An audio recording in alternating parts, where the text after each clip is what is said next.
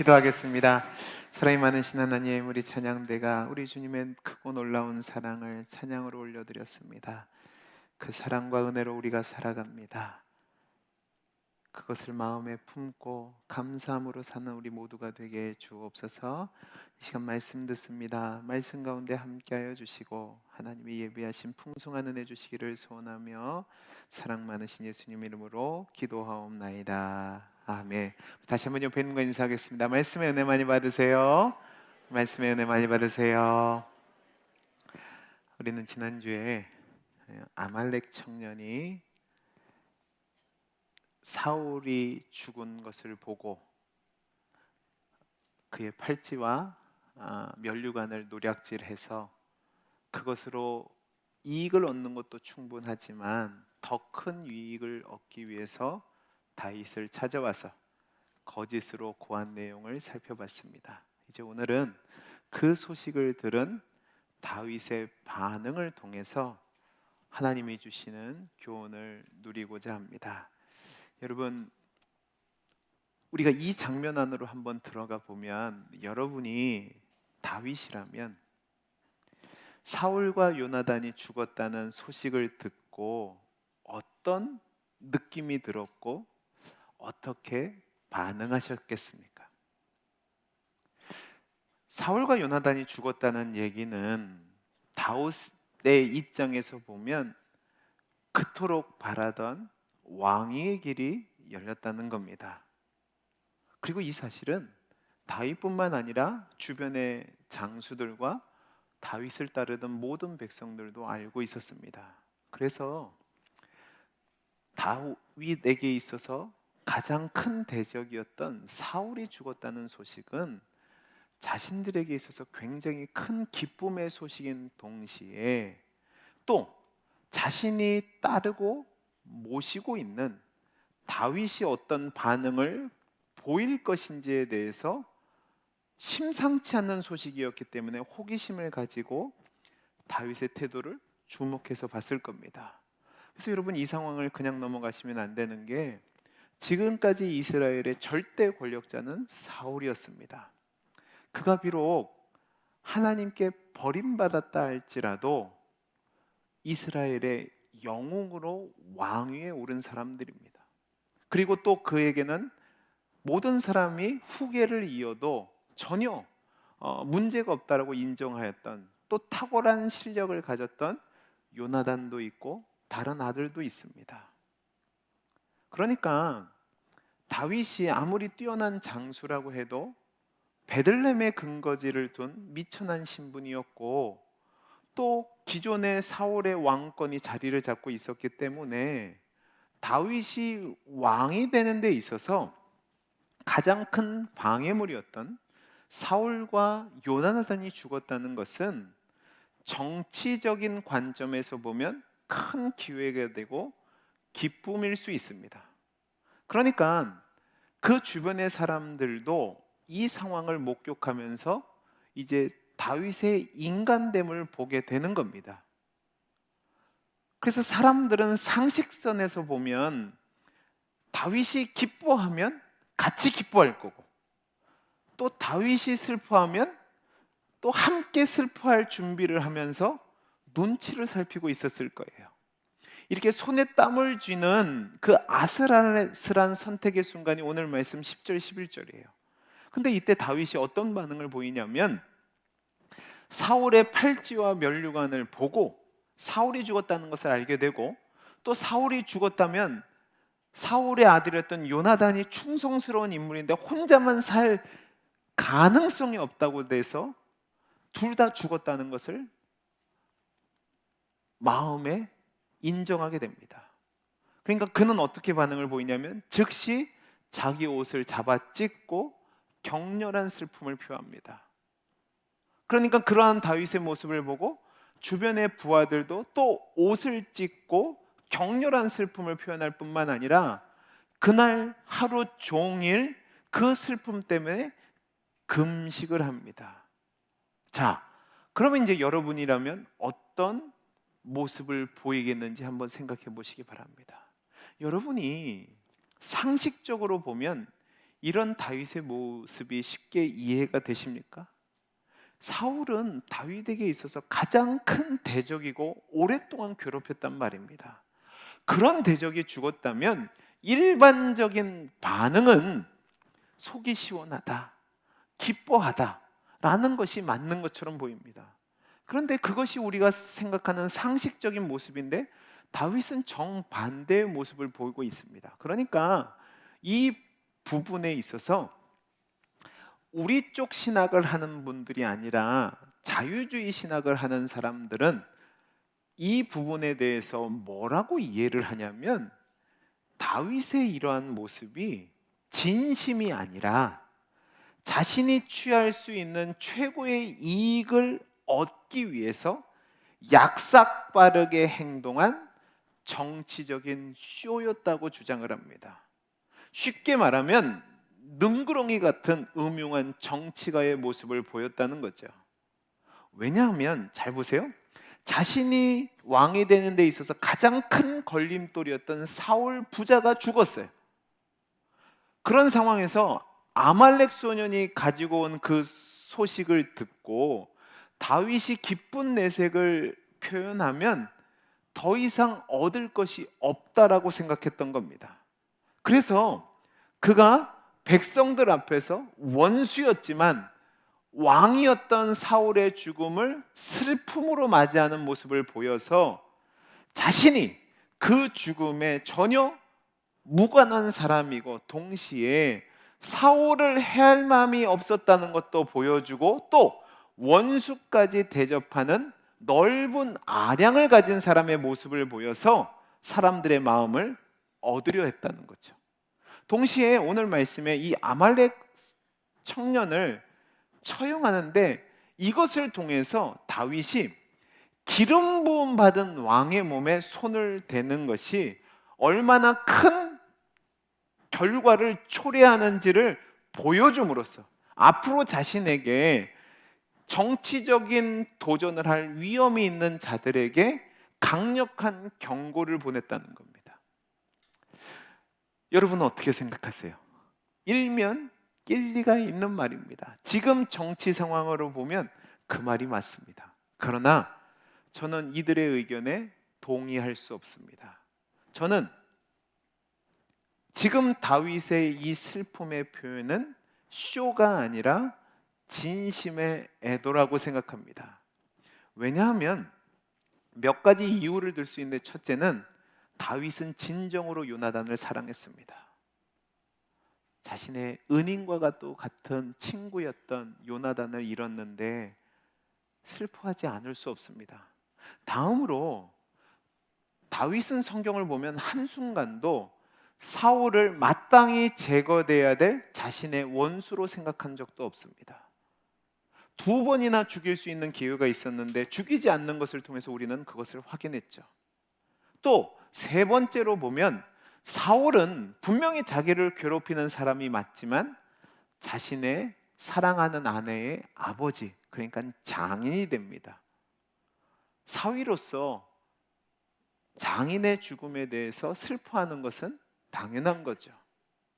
그러니까 이 다윗의 슬픔은 진정한 존경과 사랑과 우정에서 비롯된 겁니다. 그리고 저는 오늘 여러분에게 이것에 더해서 강조하여 이야기하고 싶은 것이 있는데 그것은 무엇이냐면 다윗이 신앙인이었다는 사실입니다. 그가 신앙인이었다는 사실은 뭐냐면 이 상황 속에서 사람의 생각을 갖고 표현한 것이 아니라 하나님을 믿는 신앙, 그러니까 하나님의 주권적인 신앙에서 나온 반응이라는 거죠. 자, 우리 성경을 한 군데 찾아보겠습니다. 잠언 24장 17절에서 18절입니다. 우리 같이 한번 읽어보겠습니다. 시작. 수가 넘어질 때 즐거워하지 말며 그가 엎드러질 때 마음에 기뻐하지 말라.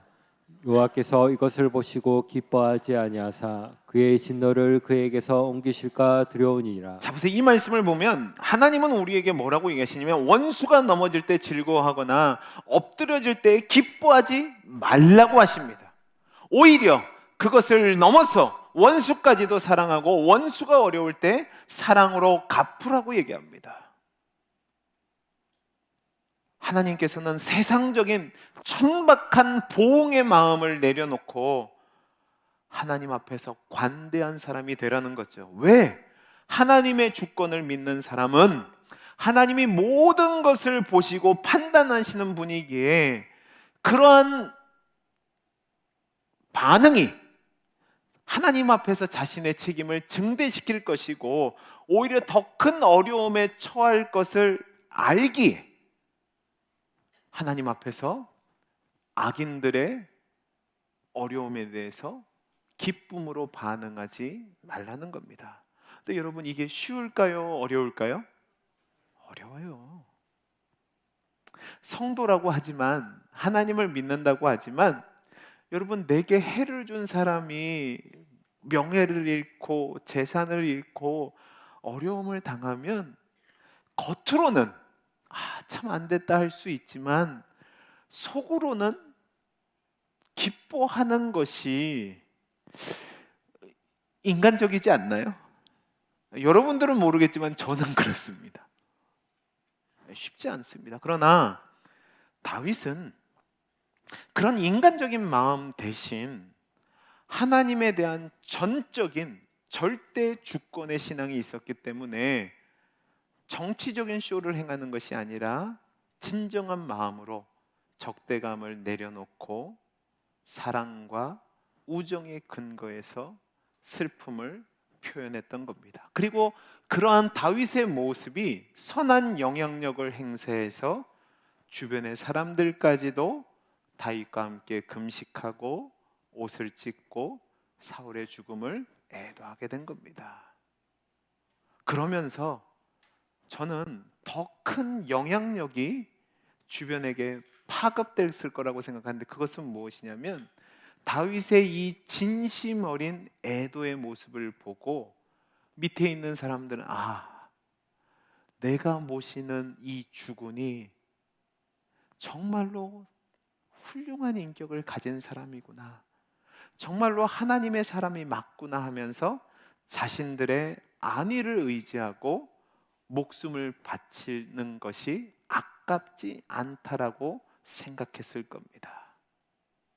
자, 그러면 이런 상황에서 이제 우리가 한 사람의 모습에 관심을 가져야 되는데, 그게 뭐냐면 사울의 전사 소식을 전한 아말렉 사람입니다. 여러분, 이 아말렉 청년의 입장으로 이제 여러분이 서서 보시죠.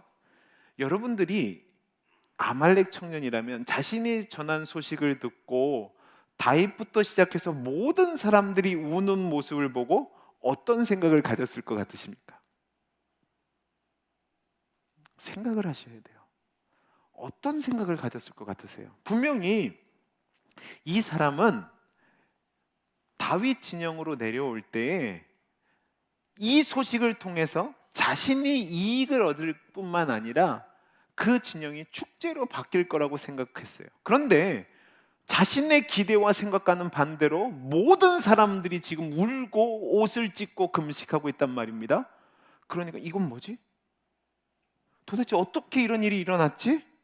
왜 이런 일들을 하지? 라고 이상한 생각이 들었을 뿐만 아니라 자신이 다윗을 잘못 판단한 것에 대한 후회하는 마음이 들었을 겁니다.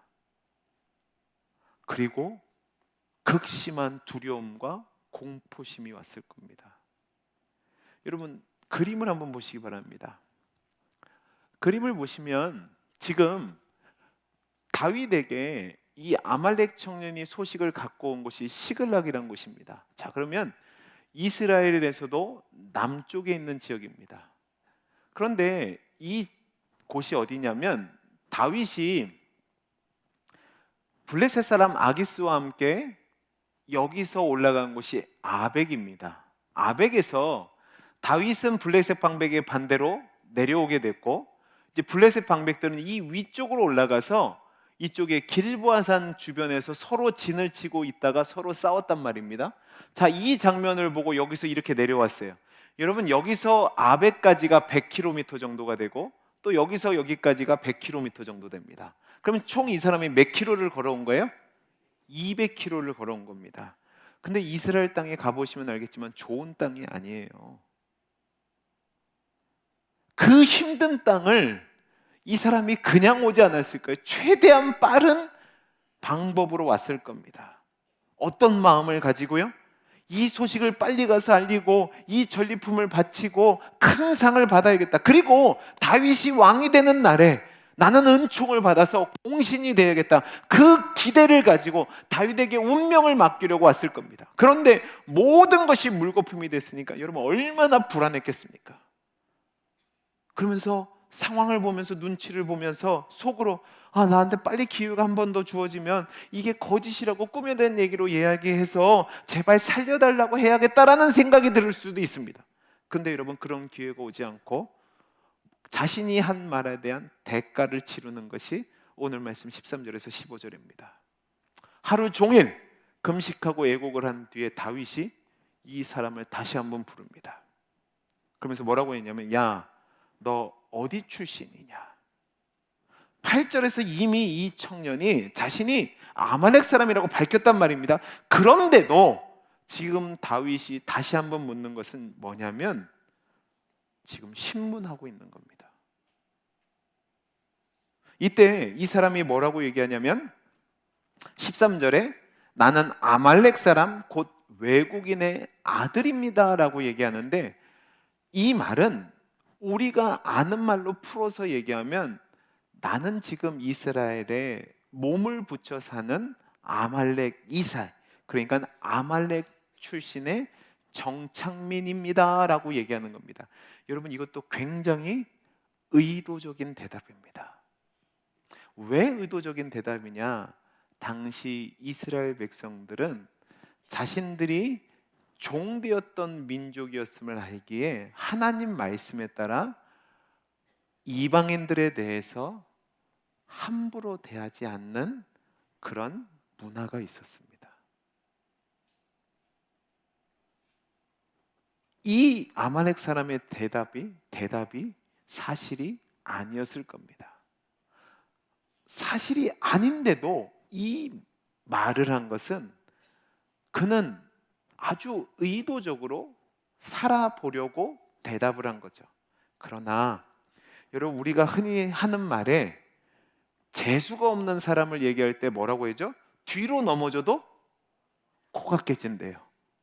지금 아말렉 사람이 그런 위치에 있게 됩니다. 왜냐하면 잘 보세요. 이스라엘 백성들은 하나님으로부터 아말렉 사람들 이 땅에서 진멸하라는 명령을 받은 사람들입니다. 거기에 사울도 사무엘로부터 아말렉 족속을 진멸하는 명령을 받았는데 그것에 순종하지 않아서 하나님께 버림을 받게 됩니다. 그러니까 이런 상황 속에서 아말렉 사람들이 이스라엘에서 정착하여 산다는 게 가능할까요? 불가능할까요? 불가능하죠. 그는 거짓말로 이 위기를 모면하려고 했는데 그게 말도 안 되는 거짓말이었단 말입니다. 더 나아가 여러분 며칠 전에 다윗이 누구랑 싸웠죠? 아말렉 족속이랑 싸웠습니다. 왜 아말렉 족속이랑 싸웠죠? 자신이 아벡까지 올라갔을 때에 그 빈틈을 타서 자신의 가족들과 자신의 재물을 노략질했어요. 그것 때문에 다윗은 죽음의 위기를 겪었습니다. 근데 하나님의 도우심으로 가서 싸워서 모든 것을 갖고 왔어요. 그러면 다윗의 입장에서 보면 이 아말렉 사람에 대해서 좋은 감정이 있을까요? 없을까요? 없죠. 그러니까 다윗의 진노의 대상이고 그리고 심판을 받아 마땅한 족속이었으니까 결국 처형을 당할 수밖에 없게 된 겁니다. 그러니까 뒤로 넘어져도 코가 깨진 거죠. 그런 상황에서 다윗이 이 청년을 처형하는데 이제 여기서 우리가 다윗이 아까 살펴본 사울의 죽음에 대해서 애도를 표한 것과 이 아말렉 청년을 처형하는 것에 있어서 동일하게 나타나는 게 있는데 뭐냐면 하나님 주권에 대한 신앙인 겁니다. 그 부분을 얘기해 보려고 합니다. 여러분 이 말씀을 그냥 넘어가시면 안 되고 이 청년을 처형하는데 두 가지 우리가 놓치지 말아야 될 것이 있습니다. 첫째는 뭐냐면 이 청년을 처형한 이유가 뭐냐 하는 겁니다. 이 청년을 처형한 이유는 하나님의 기름 부음 받은 자를 겁도 없이 살해했다는 그 말 때문에 처형한 겁니다. 다윗은 오늘 말씀을 보면 이 사람 말이 거짓인지 진실인지에 대해서 관심이 없습니다. 사실 여부에 관심이 없다면 여러분 이것은 좀 다른 거죠. 만약에 관심이 있었다면 신문을 통해서 진상을 규명하고 거짓으로 꾸며낸 이야기에 대해서 판결을 내리면 되면 그러면 이 청년을 죽이지 않아도 된단 말입니다. 그런데 다윗은 다른 거 묻지 않고 그 말을 가지고 와서 네가 말한 대로 내게 그 피를 돌린다라고 판결을 내리고 처형을 합니다. 왜 이렇게 각박하게 처리를 한 걸까? 그가 정치가가 아니라 하나님을 섬기는 신앙인이기 때문에 그렇습니다. 이에 타산을 가지고 정치가처럼 행동한 것이 아니라 하나님의 뜻을 따르는 하나님을 섬기는 자로서 하나님의 관점에서 이 문제를 봤단 말입니다. 여러분 세상 사람들은 세상 사람들의 견해를 가지고 살지만 하나님의 사람들은 하나님이 행하시는 것에 관심을 두고 그것을 따라 행합니다. 하나님을 제대로 믿는 사람들은요, 상황이 어려우면 어려울수록, 불리해지면 불리해질수록 더 집요하게 하나님의 관점으로 바라보기 위해서 전적으로 하나님께 매달립니다. 그러니까 아말렉 사람의 입장에서 볼 때는 사울이 죽는 모습을 보는 순간 자신의 영예를 얻을 수 있는 기회로 봤지만 다윗은 기름 부음 받은 왕이 죽는 상황 속에서 일하시는 하나님을 보고 그 상황 속에 숨겨진 하나님의 주권과 숨겨진 뜻을 찾으려고 했던 겁니다. 그러니까 지금 이 아말렉 사람을 처리하는 데 있어서도 내 감정에 따라서 내 이익을 따라 행하는 것이 아니라 하나님의 주권과 하나님의 뜻을 행하는 방식으로 처리한 거죠.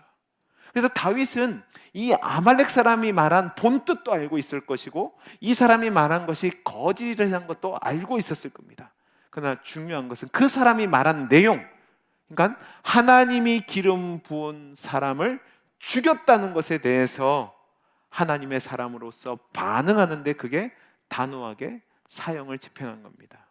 근데 여기서 이제 또 한 가지 우리가 주목해야 될 것인데 그게 뭐냐면 여러분 오늘 말씀을 보세요. 다윗이 이 사람을 죽였습니까? 아니면 옆에 있는 수하의 장수에게 이 사람을 죽이라고 합니까?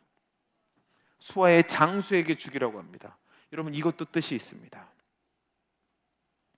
여러분 그 상황 속에서 다윗이 직접 이 사람을 죽였다면 다윗의 위대함이 더 부각됐을 겁니다. 그런데 다윗은 그렇게 하지 않고 이스라엘 나라도 그렇고 자신도 그렇고 하나님의 거룩하신 뜻에 따라 법칙에 따라 움직이고 그 법을 행한다는 사실을 주변 사람들에게 알리기 위해서 그는 자신이 직접 처형한 것이 아니라 밑에 있는 수하 장수에게 명령을 한 겁니다. 그러니까 지금 개인적인 복수를 하는 것이 아니에요. 하나님의 뜻을 이루는 과정 속에서 그 하나님의 뜻에 순종하고 복종하는 차원에서 이 일을 집행하니까 자신이 자신의 명성을 드러내기 위해서 일을 처리한 것이 아니라 자신도 하나님의 뜻을 따르는 명령자로서 하나님 뜻에 순종해야 되는 의무가 있는 자로서 이것을 집행하는 것을 보여주기 위해서 밑에 있는 사람에게 명령해서 처형하게 한 겁니다. 제가 지난주에 말씀드렸지만 지금 다윗이 비록 도망자의 신세지만 수하의 장수만 600이고 밑에 있는 사람들의 가족까지 하면 몇천 명을 다스리는 영주의 신분입니다. 그러니까 자신의 힘만 믿고 악을 행하는 것이 아니라 또 자신들의 규율에 따라서 힘만으로 다스리는 게 아니라 지금 그는 하나님의 기름 부음 받은 자로서 하나님을 신앙하는 자로서 자신을 따르는 장수들과 그 가족들에게 하나님 뜻에 따라 다스리는 모습을 보여줘야 된단 말입니다. 그리고 그들을 다스릴 때 근거가 뭐냐? 바로 절대 주권을 가지신 하나님의 뜻에 따라 다스린다라는 것을 보여주는 거예요. 그래서 그는 하나님이 세우신 자로서 하나님의 법에 의해 판단하고 또 그것을 집행하는 의무를 가진 자로서 이 일을 처리하여야 했기 때문에 자신이 직접 한 것이 아니라 명령을 내려서 이 사람을 처형한 겁니다. 제가 왜 이 부분을 놓치지 않고 강조하냐, 그것은 이스라엘 백성의 특권 때문에 그렇습니다. 여러분, 이스라엘 백성이 다른 민족들과 다르게 가지고 있는 특권이 뭐였냐면 하나님의 말씀을 받고 그 하나님 말씀 따라 행동하는 거였습니다. 다윗도 그 하나님의 말씀을 알고 있었고 그 하나님 말씀을 따라 사는 사람이었습니다. 그러니까 지금 하나님의 기름 부음 받은 자로서 자신이 다스리는 지역에서 하나님의 말씀인 율법과 그 하나님이 주신 계시를 가지고 모든 것을 다스리고 재판하고 가르치고 인도하는 자신의 사명을 감당하고 있다는 거죠. 그는 여러분 여기서 자신이 절대 군주가 되겠다는 모습을 보이지 않습니다.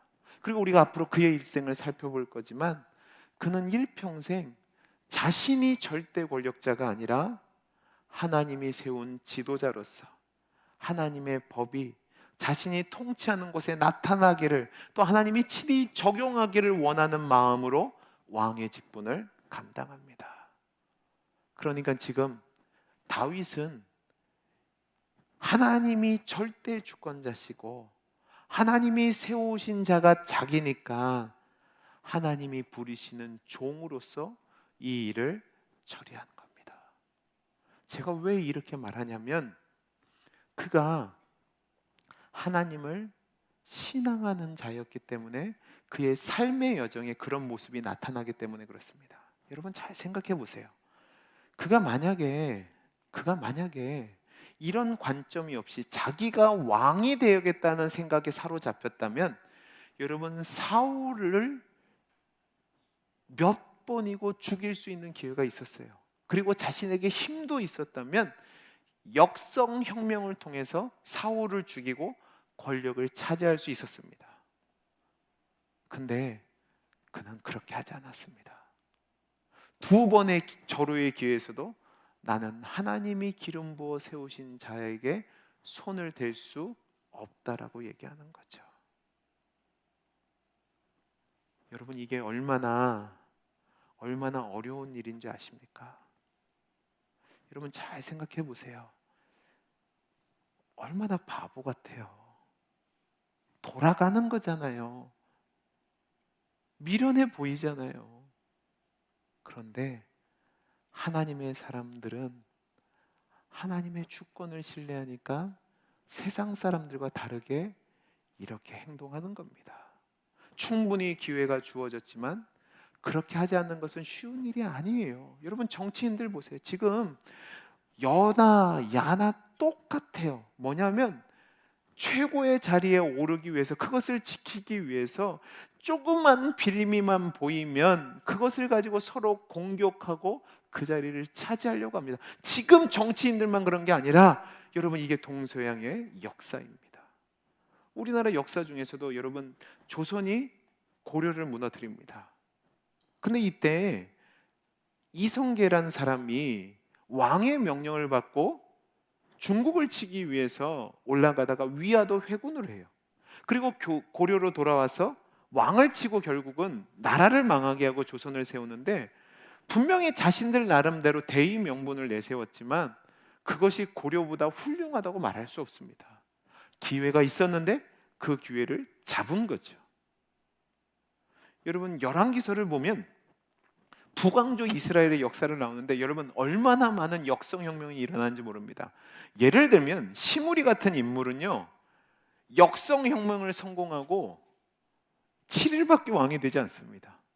그리고 7일 뒤에 오물이라는 사람이 또 역성혁명을 일으켜서 이 사람을 죽이고 왕이 됩니다. 그러니까 다윗이요 이런 역성혁명을 일으킬 수 있는 힘이 있었어요. 사람도 있었어요.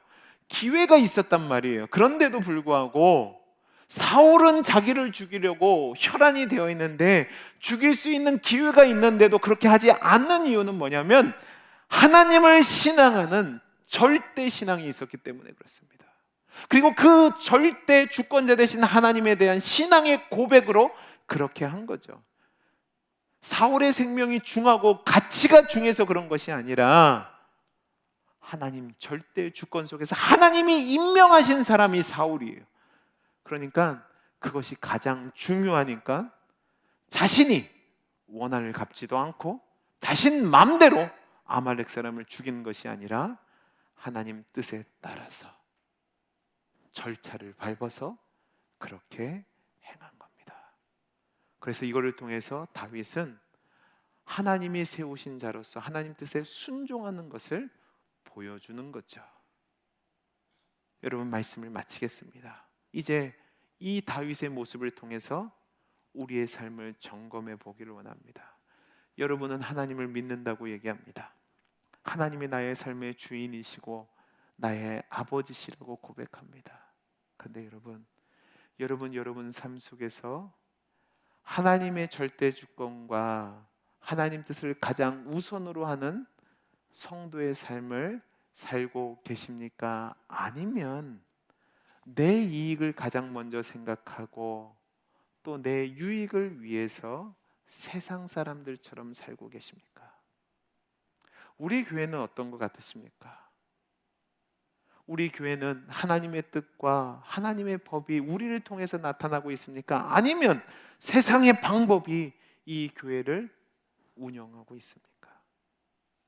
저와 여러분이 성도라면, 하나님을 주로 모시는 자라면, 하나님의 절대 주권을 인정하는 믿음 가운데 하나님이 내리신 명령이라면 힘들고 어렵고 답답해 보이고 돌아가는 것처럼 보여도 하나님 뜻에 순종하며 살아가야 될 줄로 믿습니다.